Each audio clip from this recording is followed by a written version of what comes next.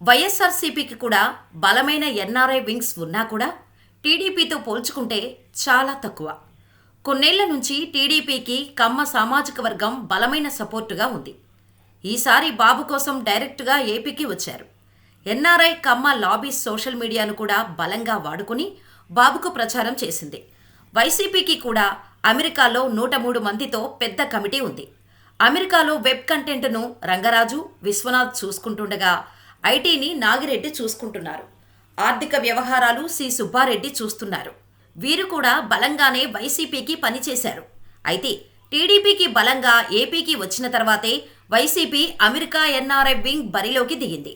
YCP global NRI wing convener Medapati Venkat అన్ని దేశాల్లోని వింగ్స్ని ఏపీకి తీసుకొచ్చారు.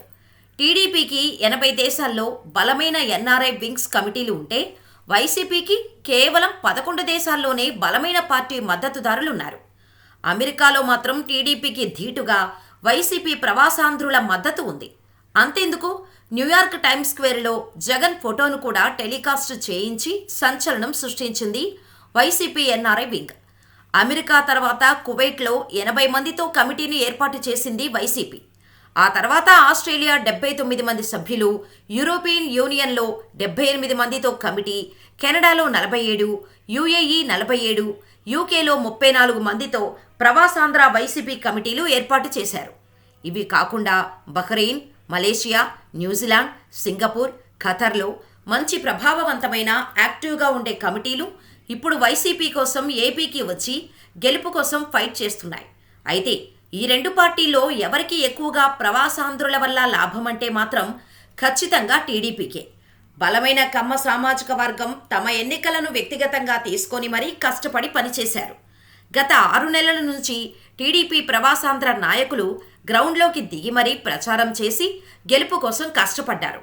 ఎక్కువ సంఖ్యలో ప్రవాసాంధ్రులు వచ్చేది కూడా టీడీపీ కోసమే అనడంలో సందేహం లేదు.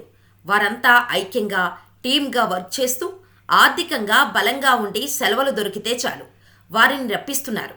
ఎవరైనా మంచి ఉత్సాహవంతులు రావటానికి వెనకడుగు వేసినా సరే ఫ్లైట్ టికెట్లు కొనిపెట్టి మరీ పిలిపిస్తూ ఉన్నారంటే ఎంత కసిగా టీడీపీ ప్రవాసాంధ్రులు పనిచేశారో అర్థం చేసుకోవచ్చు.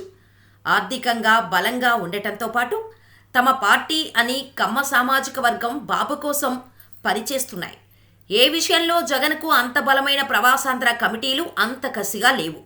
ఖచ్చితంగా వీరంతా కూడా టీడీపీ గెలుపు కోసం వచ్చిన వారే.